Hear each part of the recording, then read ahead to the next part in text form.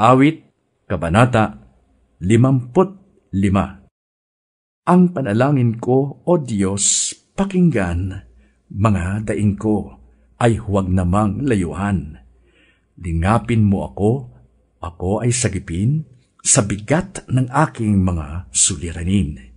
Sa maraming banta ng mga kaaway, nalilito ako't hindi mapalagay. Ang dulot sa akin nila'y kaguluhan, namumuhi sila't may galit ngang tunay. Itong aking puso'y tigib na ng lumbay sa aking takot na ako ay pumanaw. Sa tindi ng takot, ako'y nanginginig. Sinasaklot ako ng sindak na labis. Wika ko, kung ako lamang ay may pakpak, parang kalapati, ako ay lilipad.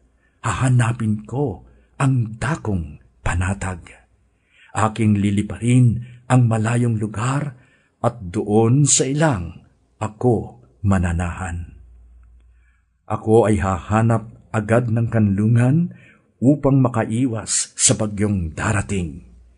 Sila ay wasakin, Yahweh, guluhin mo.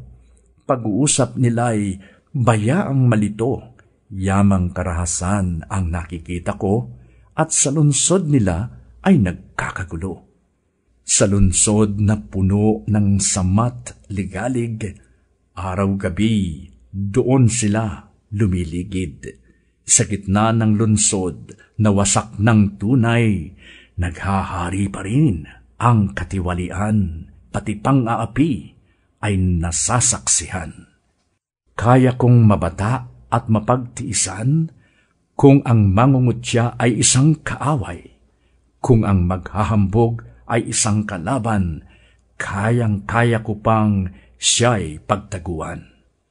Ang mahirap nito'y tunay kong kasama, aking kaibigang itinuturing pa.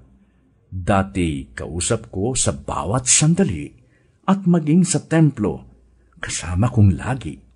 Biglang kamatayan nawa ay dumating, ihuhulog ng buhay sa daigdig ng mga patay. Sa kanilang puso't maging sa tahanan, yaong nagahari, pawang kasamaan. Kay Yahweh lang ako ihingi ng saklolo, aking natitiyak, ililigtas ako.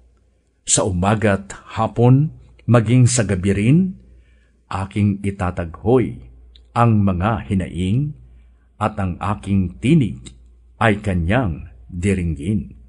Ililigtas ako mula sa labanan, at pababaliking taglay ang tagumpay, matapos gapiin ang mga kaaway.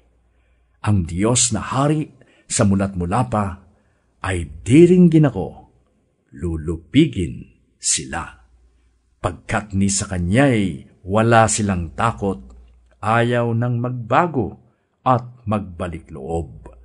Itong taong dati aking kasamahan, mga kaibigay, kanyang kinalaban at hindi tumupad sa aming kasunduan. Ang dulas ng dilay parang mantikilya, ngunit nasa puso, pagkapuot niya.